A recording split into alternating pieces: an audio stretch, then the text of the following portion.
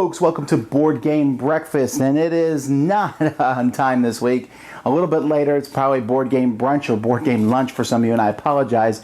There's been a lot going around here as we're, again, preparing for the upcoming year. One thing they did was tear this room apart. You can't see, but there's stuff laying all over the place. Because I'm rearranging some things, getting ready for some Kickstarter rewards to send those out. We also got a new 6 terabyte hard drive. This is to complement the 6 terabyte hard drive that I already have. So just so much video that we produce over the course of the year, but it's exciting to have more space, and hopefully this will allow us to hang on to some more video just in case something goes wrong. It's not always delete it, because I've been deleting a lot of it to make room for more. But there is a lot coming. I come back today at 1 p.m. Eastern Standard Time, for a live Q&A with me here at the Dice Tower. And other than that, let's get to the news.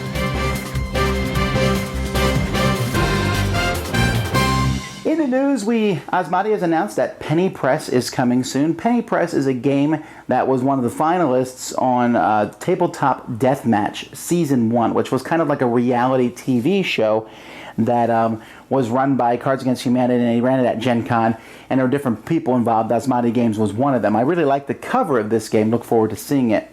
Upper Deck has confirmed that the next Legendary Universe game is going to be Predator. So I'm sure there'll be ways to mix that with Alien and make Predator versus Alien. No pictures as of yet. Fairy Tale Gloom is coming out. Gloom is a game of, trying to make people miserable. This is showing how miserable fairy tales really are. They've also released a box art for Magic the Gathering. This is coming out in around June. I would expect to see it either at Origins or probably more likely Gen Con. This is going to be a big release this year. It plays very similarly to Heroescape from Days Gone By, but with a lot of changes. It's kind of like Heroescape mixed with Magic the Gathering. At least the prototype I played last year was 35 miniatures in here, 7 for each color. Of the 5 different colors, you get a Planeswalker and others. I'm very excited about this. Bezier Games has announced a new game, Favor of the Pharaoh. Now, this is a reworking of Tom Lemon's To Court the King. To Court the King was kind of a Yahtzee-style game, but you got to roll lots of dice and get special abilities and all that. So a reworking of that is something I'm looking forward to seeing. Looping Chewy. This is the next game that's been announced by Hasbro, and there are all these sorts of games. We already talked about there's been Star Wars Quirkle announced, and Star Wars, rethemings of other games, Star Wars Carcassonne. Now we have the retheming of Looping Louie, Looping Chewy. A little disappointed, though, because of 2 things. One, this is only 3 players, which seems odd.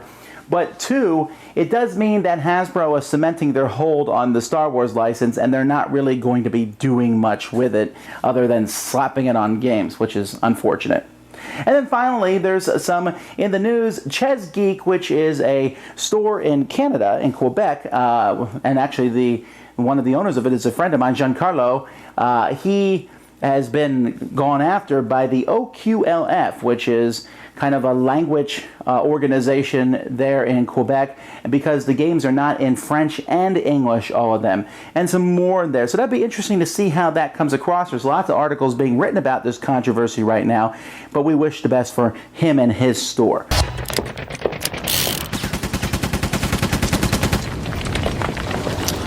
Hey, Tom Vassell here. Jason Levine. Today, the question that we're being asked is, what do you do? We both have large collections.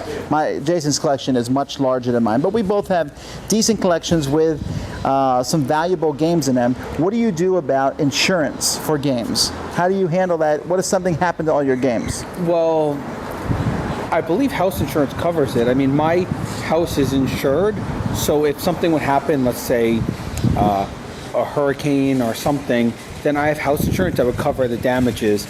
In terms of actually having to check it off and log it off and then have to re-get copies of everything, that would take a while. But yeah, house insurance covers it if you own a house like I do. For people that don't own a house, I guess you're renting. Right, so. Yeah, I rent. You can get renter's insurance, although it's a little bit different for me because since my games are technically part of my business, so you have to get business insurance for that. But if you're a normal person and it's just part of your collection, you get renter's insurance. You take pictures of all your games. It's the easiest way to do it. Just take pictures of your whole game collection.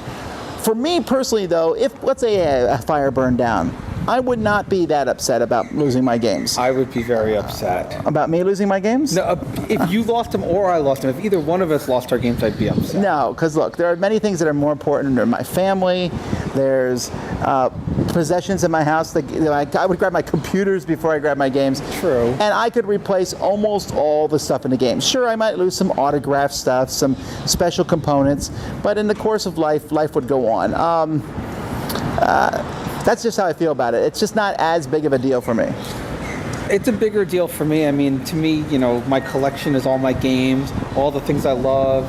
So, I mean, not that I don't love my family and other things, but, for those of us that are really passionate about this hobby and love it, I care about it. And if for those of us who are not passionate, of course. If a fire did break out in my garage, now I'm thinking that I have to go and actually log all my games in BGG just in case something happens. Yeah, that's also another thing too, if you have a record online. Yeah. Well, anyhow, if you have more questions, send them to us at tomvassell@gmail.com or dicetower@gmail.com. I'm Tom Vassell. Jason Levine. Obviously, you need a game collection to be a board game cafe. The question is, how big a collection should you have? A collection that has been called North America's largest publicly accessible board game collection, and who knows, possibly the world's, is a headache. You've got storage. How do you keep it all? Where do you keep it all? How do you organize it? Maintenance. Pieces go missing. Things get damaged. And the last big headache is expectations. The more games you have, the more games your customers will expect your staff to be able to teach them. Organizing your collection is going to be immensely helpful. At Snakes, we have different categories. We have, of course, new arrivals, which is where anything brand new comes in. We have trivia games, party games, word games, classic Americana, that's your Lifes, your Monopolies, your Battleships. We've got kids games, abstract strategy, light strategy, and of course dexterity games. But sections isn't the only way you can organize your cafe. We have a color-coded sticker system that we've been using for the last couple of years. Number one, we use a traffic light system, green, yellow, red. These stickers give customers an indication of how simple a game is and how much help they can expect from the staff. We also have blue stickers. Blue means two. We get a lot of couples in the cafe, and there's no reason to think that your cafe wouldn't be the same. And speaking of categories, variety in your collection is important. Believe me, you are going to have stuff in your cafe that, as a gamer, you think of as garbage. These games are going to be super popular. We have to have several open copies available for play, otherwise there's a lineup and a backlog. Every game cafe should have the new standards. Things like Carcassonne, Ticket to Ride, Settlers, Dominion. These are gimmies. Every cafe is going to need to have the classics as well. Scrabble, Jenga, Sorry, Trouble, Life, Cranium, Taboo, these sorts of things. But I want to hear from you about what you think your game cafe should have. What's a game that no cafe should be without? Or what's a game that would just blow your mind if you walked into a cafe and there it was on the shelf, ready for you to play?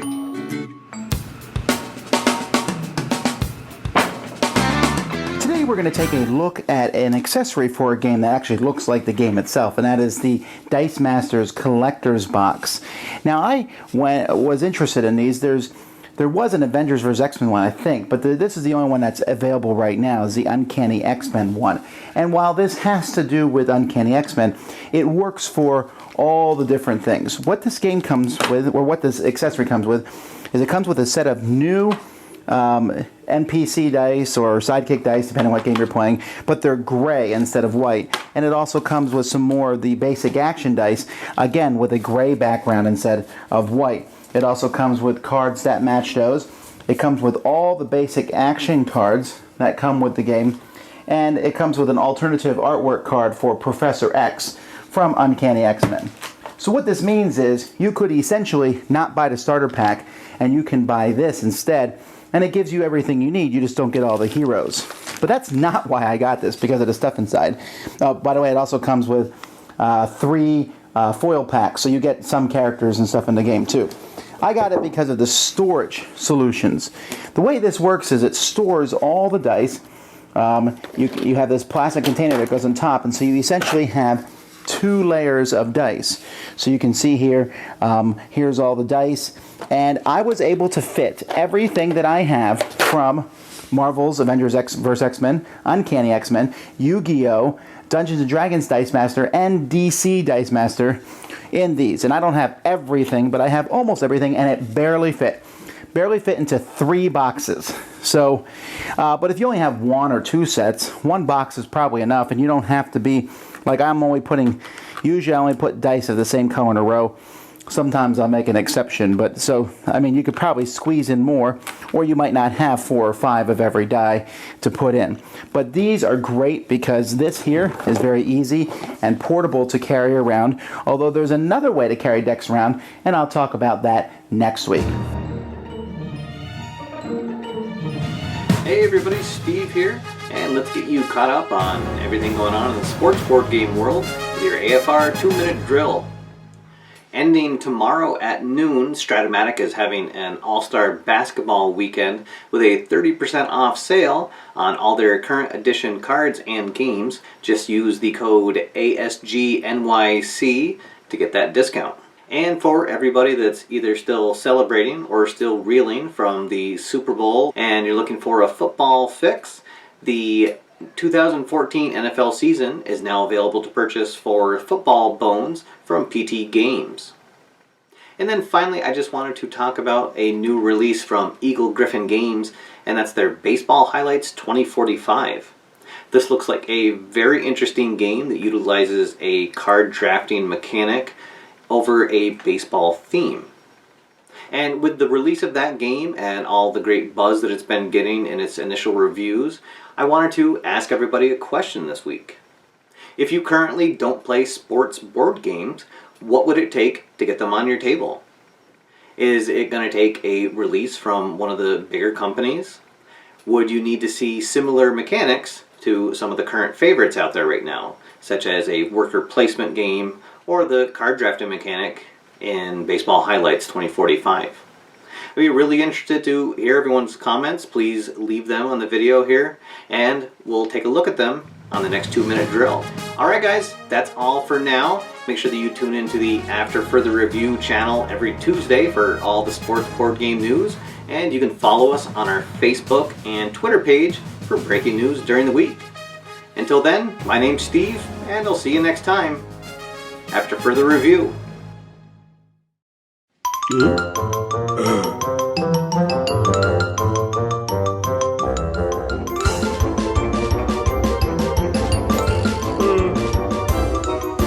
Hey, what is this? Well, ladies and gentlemen, this is jury duty. So it will be interesting to see how this affects. Now, this isn't for this week, it's for a couple weeks from now, but it's going to affect a little bit of how we do videos depending on how much I'm involved in it. I'm glad to do it, but it may affect how many videos we produce. But this week, what will you see from the Dice Tower? Well, you'll see a review of Neptune, a review of Pressure Cooker, a game about making food very quickly, the 3-in-1 review set for Get Bit and Hold Your Breath and Walk the Plank, the Temple of Elemental Evil, which is the newest game in the Wrath of Shardlin line, and Castle Ravenloft, and then, of course, the one people have been asking me to do the most, XCOM, the board game, and possibly several other reviews. You notice that Z is starting to do reviews now, so you'll see more of those this week. And from our other contributors, we'll also be doing our top 10 worst games of all time. You'll probably disagree with us on that list, but come back and see that. That'll be later on this week.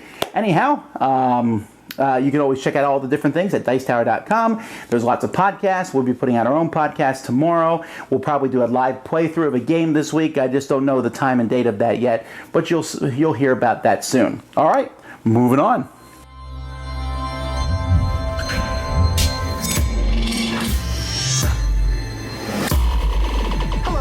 Chaz Marler of Pair of Dice Paradise here, and recently I've been analyzing the unplayed board games in my collection to determine why they keep getting passed over and how to rectify it. Today I'll be looking at Among the Stars. Oh, because when I discovered this game, it was out of print here in the States. Oh, but I was so excited to get a copy of it that I went out of my way and ordered it direct from Whitlepedia Games in Europe. Soon after which it was made available again here in the US by Stronghold Games. Now, I'm not saying that Stronghold Games is on my enemies list, but they may soon be receiving an anonymous angry letter. So, after being so excited to obtain the game and going through so much trouble to get a copy of it, once I had it in my possession, it sat on my shelf unplayed for months. Now, I'm happy to say I have played it, but slightly less happy to admit that it took nearly a year to do so. What caused the delay? Expansion overload. You see, in my fervor to obtain Among the Stars, I didn't just purchase the base game all by itself.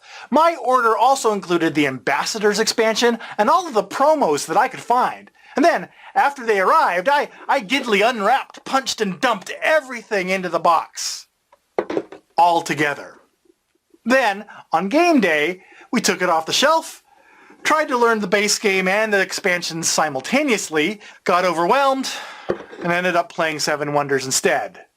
Now, I'm not saying that Seven Wonders is on my enemies list, but they may soon be receiving an anonymous angry letter.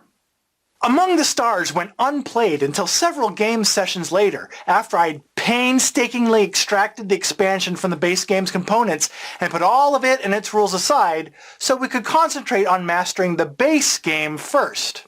Turns out, trying to enjoy too much too quickly actually prevented us from playing it at all. And I know that I am not the only person who has suffered from expansion overload. Why, just last week on the Dice Tower's very own Board Game Breakfast show, Tom Vassell, Sam Healy, and Jason Levine discussed this very thing. Just 1 week before I was planning to. Now, I'm not saying that those three guys are on my enemies list, but oh, Sam Healy actually is on here.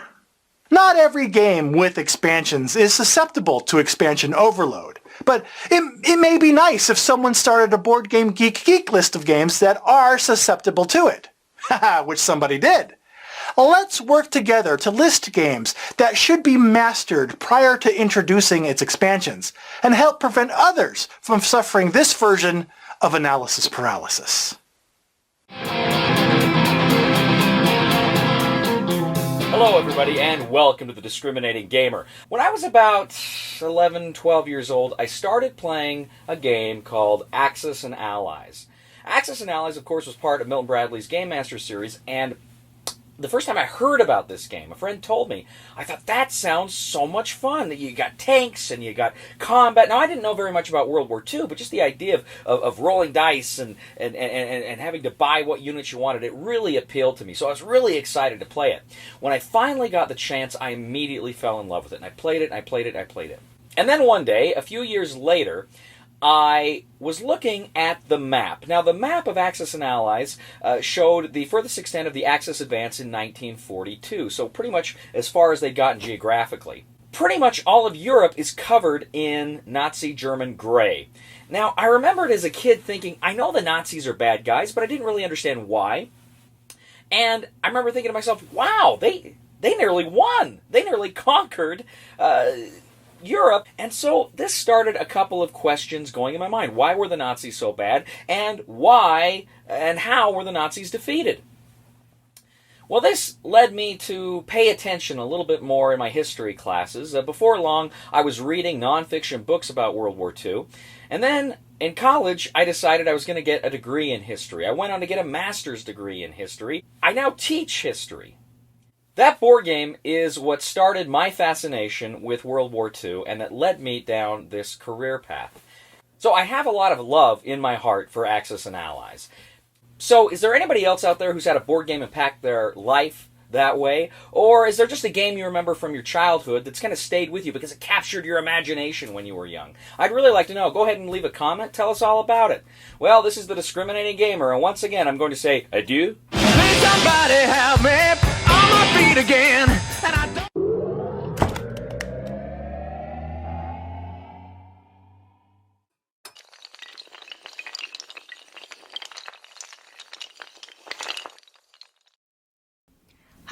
Suzanne here, this week's featured board game app.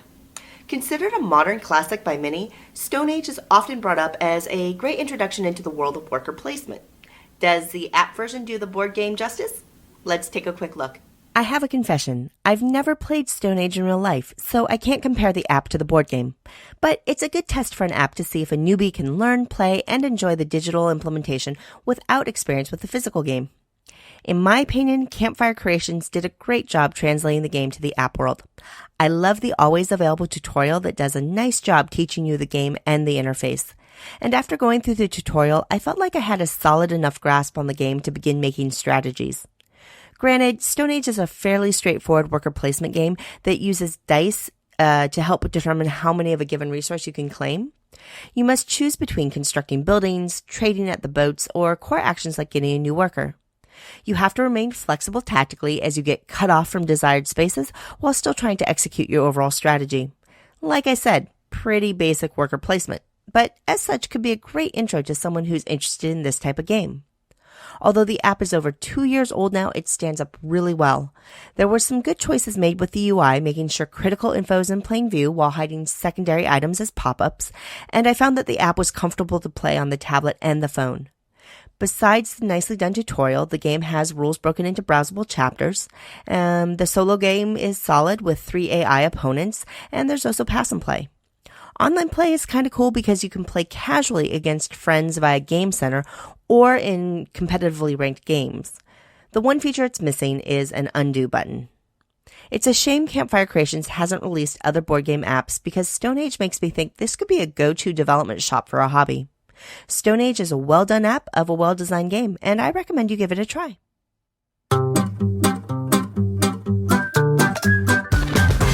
I got a question this week from one of the watchers, and he wanted to know why I hadn't reviewed XCOM, the board game, yet. Why I let everyone else get a jump on me. And in that vein, how do we pick which games to review and when to review them? Why do we review some games way before they're released and other games after they're released? And there is a mixture of different things, so I thought I would talk about a little bit about how we pick the games to review. Now, some of the games that we review, we get ourselves, usually through cool stuff, and we look through games, but most of the games that we get are sent to us by companies. They will send us games wanting us to review them. Now, we do not review every game that's sent to us, but I would say we review almost every game that's sent to us. Sometimes the game just isn't very good at all, and we don't really... there just isn't the time. We don't even want to play it sometimes. Like we'll get some small games from publishers that they're just looks like they printed it out on a hand press and wrote the things in themselves. We're not really interested in that because it's just not. It's kind of a huge waste of time. Other times a game doesn't fall in our wheelhouse. Usually with those, I'll send out to other people or find someone else in a dice tower who's willing to review those. But let's talk about our reviews. In my closet, I have a pile of games that needs to be reviewed. And when I get new games, we punch it out, we look it over, and we stick it in that pile. That pile has now been divided. There are games that I can play with just Z. So those are games that are two-player and it will work, and that's a way to get to go through that pile. And then there's the pile for everybody else. And I have various times throughout the week in which I play games with people, and that will be able to fit into, and get them played so we can talk about them on the show. But some companies send us games way in advance. Other companies send us to them, the same day everyone else is getting it. Some companies send them to us after it's already been out on the shelf. And so there's not much we can do about that. Obviously, I would prefer to get them early, but it all depends sometimes on when the publisher sends it to us. So sometimes, that has some factoring in. But other things will factor into how we queue it too. The first thing, by far, and this is completely subjective, of course, is if I think the game looks amazingly awesome, it is moved to the top of the queue. It really is. We play favorites in a sense, and not favorites of companies or designers, but favorites with, if the game looks amazing, we want to get that played as quickly as possible because it just sounds fun to play. And it's also easier for me to get out on the table. There's a lot of games I put out on the table and I'm kind of like, come on guys, please, somebody come play this with me. And sometimes those games are great, and often they're not. But there are games you put on the table, and there's a line of people like, I'll play, because the game just looks that exciting. So those games are usually going to get done and played first.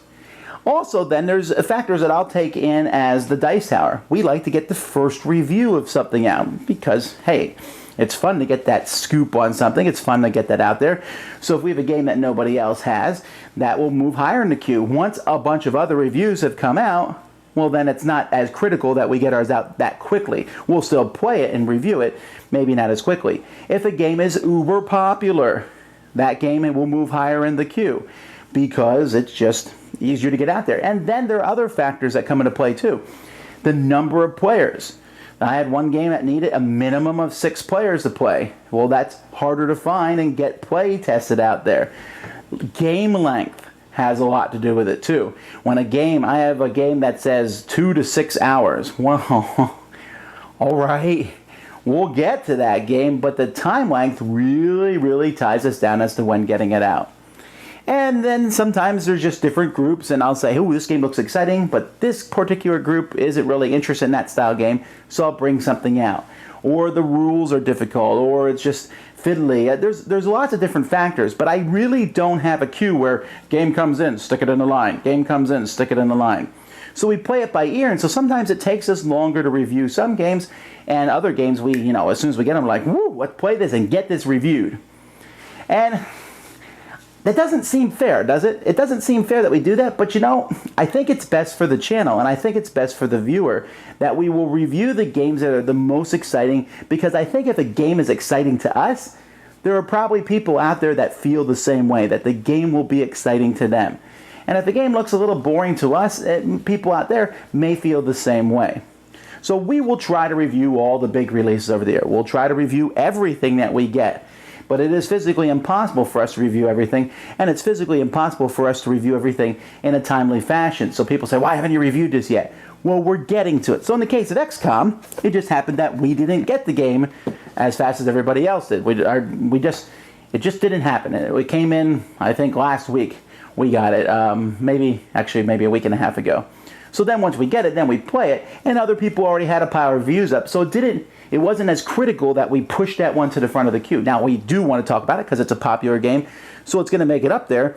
And there are some games that maybe have been sitting on my shelf for 2 months that we haven't reviewed yet that XCOM is beating out. Well, that's just the way it is, because XCOM is going to be a game with more reach. So it's interesting, and I'm sure people will disagree with it or not, because everyone will do the queue differently. But that's just a little bit of an insight to how we do it, which is kind of random. Not random, I guess, but it may feel random, but we try to do this. And I also try to do, I think about the games that we talk about. So, like, whenever you look at a week worth of reviews that we put out, usually there's one game in that week that's a pretty big name game, because I try to spread them out a little bit. So sometimes people are like, well, none of the games looked interesting this week. I never want anyone to say that. So anyway, all these different factors go in. I do think very carefully about the reviews we put out each week as to which 10, because I usually try to do 10 a week, which 10 are going to go up that week, what else is happening that week. Like this week, there's a top 10 list coming from the Dice Tower. What other reviews have gone up over the internet. So there's a lot of different factors, but hopefully this helps you guys understand sometimes why they don't come out as quickly as you want them to.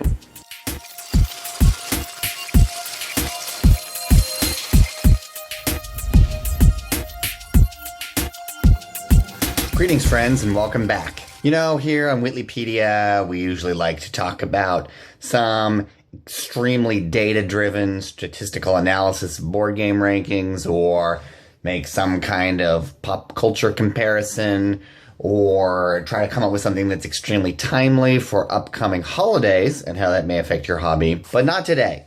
Today, we're going to talk about how board gaming can improve your real lives. Well, at least for those of you who have real lives. I stopped having a real life around 2012. This occurred to me the other day as I was getting ready to go to the gym. In my gym bag, I have all this stuff that clutters up there. My solution to keep everything from becoming a jumbled morass: an oversized sandwich bag. I had a lot of oral hygiene stuff that I put in a smaller sandwich bag inside the larger sandwich bag. See, the sandwich bag is the gamer's best friend. It's a great way to keep components separate and improve cleanup and setup time. Then when I got home from the gym, I realized that my own medicine cabinet was in disarray. So I organized separate bags for different types of items. Shaving stuff, hair stuff, skin care, cold and cough, first aid, and even fingernail clippers. I even did the same for stuff I keep in my car. I was feeling extremely well organized. Then I looked at my nightstand, which was an embarrassment. I couldn't put all that stuff into a sandwich bag. No one keeps sandwich bags at their nightstand. And then I had an even better solution, an artistic solution. I thought I would use an unused Dixit box. Now, it should be noted, when you put your keys and your wallet and stuff in an unused Dixit box on your nightstand, you will still have to re-explain the scoring rules every 5 minutes. My life is so much better now because I took the same principle for organizing games and took it to organizing stuff in my real life. This week, I also did the most remarkable thing ever with a sandwich bag, something I never thought you could do with it before. I used it to hold an actual sandwich. Hi Jeppets. Now, a couple of board game breakfasts ago, I had a bit of a rant about people who don't like technology in their board games. Now, this isn't an apology and this isn't a suck-up, but this is just a continuation of that chain of thought. I think it was back in '84 I saw a film and it had something that I wanted. The film was Tron. And no, it wasn't to be in a computer game. It was to have that table that Dillinger has in his office. Now, obviously at the time I wanted to play Space Invaders and Pac-Man on. But now I'm at that age where I play board games. I would love it if I could play board games on a table like that. The technology we have now is very close. It's a hop, skip and something away from it. We have these smartphones and we have these tablets. Well, not all of us. And it would be a fantastic integration of technology in board games. Just think, at the touch of a button you could download Small World and play it immediately. Just imagine one of your sessions of Twilight Imperium 3 goes on a bit too long. You could just push a button and save it till next week. Hey, how much shelving space would you save having everything on your iTable? There you go, there's a challenge for Geek Chic. See, I'm not against technology going into board gaming. It'd be great to have a table that you could eat on, play games on, sleep under when you're a bit inebriated, and just think the next step after that would be holograms. Just like in that film Star Wars. Just think, you push a button and there's a 3D terrain of Catan there. Now, I can't be the only dreamer that has this dream. Do you have this dream too? Hey guys, that's it for this time. Thanks so much for watching Board Game Breakfast. I'd like to mention, some of you have asked, where's the What's on the Shelf segment? I do different segments on the show, and sometimes those segments, I feel like we've run through its course, and we'll stop it for a while and come back to it and look at it later on, and that's how I felt about that one. I will be starting a new segment next week. I was planning to do it this week, but time constraints and all, but I think it might be somewhat interesting. It's something that someone just suggested, and I said, hey, I really should do that. So we'll see if you guys like it or not. Anyway, I hope you guys enjoy the Dice Tower this week. I hope you're having a great day wherever you are. Until next time, I'm Tom Vassell, and you've been watching Board Game Breakfast. Thanks for watching Board Game Breakfast. Tune in each week for your daily dose of gaming goodness with Tom Vassell and all the gang. Until next time, I'm Eric Summerer, and you've been watching Board Game Breakfast, a Dice Tower production, sponsored by Cool Stuff Inc., an amazing place to buy board games. Cool stuff in stock at CoolStuffInc.com.